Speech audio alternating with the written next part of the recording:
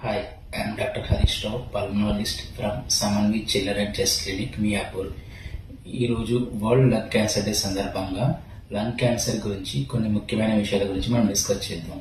Lung cancer general గా మనం ఎక్కువగా సిగరెట్, బీడీ, స్మోకింగ్ చేసే వాళ్ళలోనే చూస్తుంటాము. అయితే స్మోకింగ్ అలవాటు లేని వాళ్ళలో కూడా ఈ మధ్యలో లంగ్ క్యాన్సర్స్ ఎక్కువగా కనిపిస్తున్నాయి.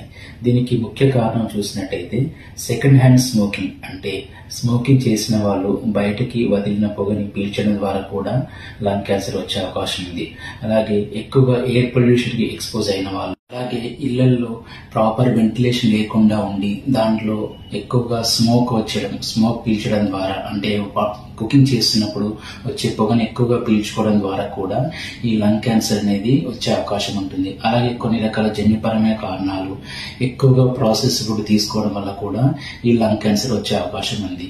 ఈ లంగ్ క్యాన్సర్ లక్షణాలు చూసినట్టయితే దగ్గుతున్నప్పుడు రక్తం పడడము, ఛాతీలో నొప్పి రావడము, ఆయాసం రావడము, బరువు తగ్గిపోవడం లాంటి కొన్ని లక్షణాలు మనం లంగ్ క్యాన్సర్ లో చూడవచ్చు.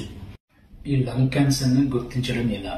రెగ్యులర్ హెల్త్ చెకప్స్ లో కూడా ఒక్కోసారి లంగ్ క్యాన్సర్ బయటపడే అవకాశం ఉంటుంది.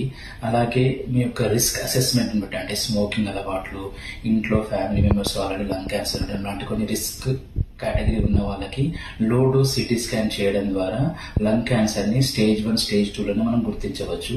ఒక్కోసారి బ్రాంకోస్కోపీ పరీక్ష ద్వారా కూడా లంగ్ క్యాన్సర్ డయాగ్నోసిస్ అనేది చేయబడుతుంది. ఈ లంగ్ క్యాన్సర్ ని ప్రివెంట్ చేయడం ఎలా?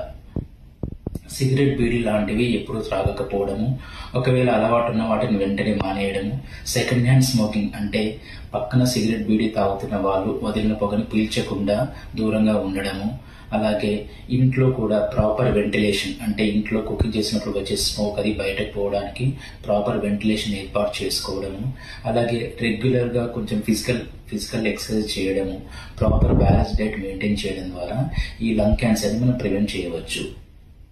అయితే దగ్గుతున్నప్పుడు రక్తం పడడము, ఛాతీలో నొప్పి, ఆయాసం రావడము, బరువు తగ్గడం లాంటి లక్షణాలు లంగ్ క్యాన్సర్ తో పాటు లంగ్స్ లో వచ్చే వేరే ఇతర ప్రాబ్లమ్స్ వల్ల కూడా ఈ లక్షణాలు కనిపించే అవకాశం ఉంటుంది.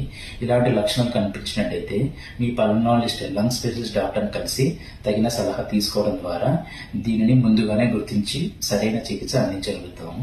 Kindly share this video and spread the awareness regarding lung cancer and save lives. Thank you.